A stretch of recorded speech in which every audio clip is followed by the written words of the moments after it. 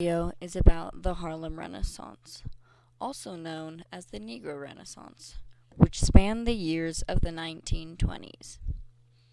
This Harlem Renaissance refers to a literary and artistic movement in which black artists and writers insisted on the value of black culture and drew upon African and African American traditions in their writing.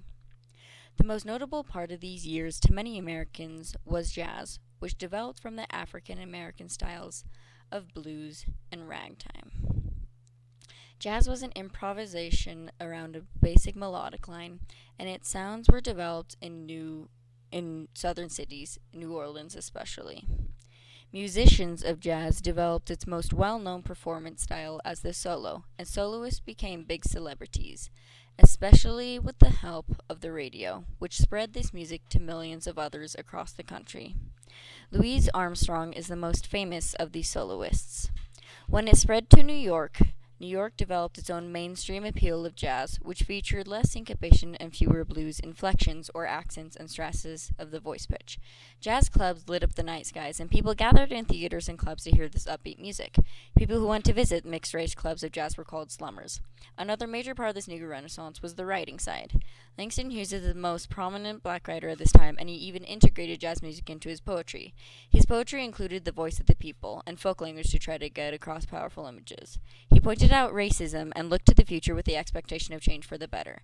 Others added their voices to this time with their writing, including Zora Neale Hurston. They still influence people's lives today.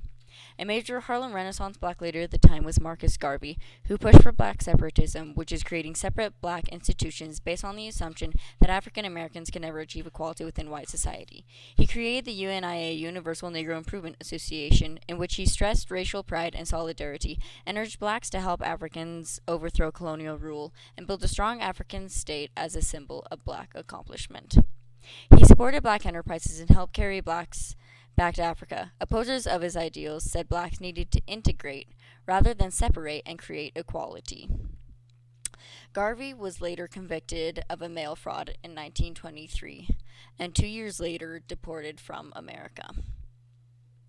This video was developed by Katrina Shore, Caitlin Pena, Daisy Fernandez, Darling Pimentel, Allie Hobson, and Megan Wolfe.